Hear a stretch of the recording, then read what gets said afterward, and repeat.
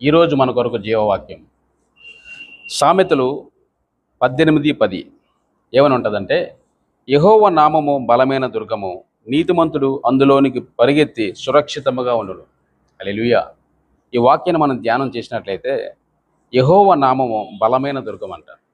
యెహోవా అంటే ఎవరంటే దేవుడు, తండ్రి, మన యొక్క దేవుడు అని అర్థం. యెహోవా నామము బలమైన దుర్గము అంటే, దుర్గము అంటే కోట, కొండ, ఆశ్రయము, లేకపోతే పెద్ద అండ అని అర్థం అనమాట.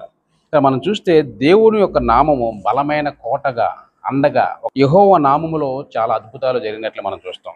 పాత నిబంధనలో మనం చూస్తే యెహోవా అనే నామం కనిపిస్తుంది, తండ్రిగా కనిపిస్తుంది. కొత్త నిబంధన మనం చూసినట్లయితే యేసు ప్రభువారు కుమారుడుగా వచ్చినట్లు మనం చూస్తాం. ఈ కొత్త నిబంధన గ్రంథంలో యేసు ప్రభువారు చేసినటువంటి అద్భుతాలు అనేకం కనిపిస్తాయి.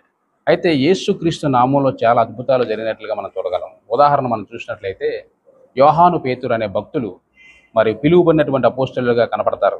ఒకరోజు శృంగారం అనే దేవాలయం దగ్గరికి మిట్ట మధ్యాహ్నం 3 గంటల ప్రాంతంలో వెళ్ళినప్పుడు సువార్త ప్రకటించడానికి, ఆయన వాక్యాన్ని బోధించడానికి వెళ్తున్నప్పుడు అక్కడ ఏముంటుందంటే, ఒక బిచ్చగాడు నేల మీద పడుకొని కూర్చుని అడుక్కుంటాడనమాట, మాకేమైనా సహాయం చేయమని.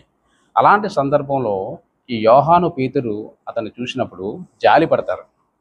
పేతురు ఏమంటాడంటే వాళ్ళని చూసినప్పుడు, మా దగ్గర వెండి బంగారాలు ఏమీ లేవు, కానీ యేసుక్రీస్తు నామంలో లేచి నిలబడి అంటారన్నమాట. ఈ బిచ్చగాడికి అర్థం కాదు. ఎందుకంటే అతను కావాల్సింది భిక్షం, డబ్బులు కావాలి, లేకపోతే ఆహారం కావాలి.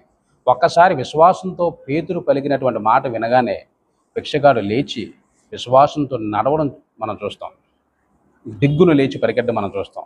యేసుక్రీస్తు నామంలో అద్భుతాలు అనేకం జరిగాయి. ఇది ఉదాహరణ కోసం మనం చూస్తున్నాం. అయితే యెహోవా నామం బలమైన దుర్గం అంటే గొప్ప నామం యేసునామం. తండ్రి అయినటువంటి దేవుడు యెహోవా అయితే, కుమారుడుగా కొత్త నిబంధనలు మనం చూస్తాం. యేసుక్రీస్తు నామంలో బలమైన కార్యాలు, అద్భుత కార్యాలు జరిగినట్లు మనం చూస్తాం. ఇలాంటి అద్భుతాలు అనేకం ఉన్నాయి. మీరు చదివితే కనిపిస్తుంది. మనకు 4 సువార్తలు ఉన్నాయి. మత్తయి, మార్కు, యోహాను, లోకా సువార్తలు కనుక మనం చూసినట్లయితే యేసుప్రభువు వారు చేసిన కార్యాలు అనేకం.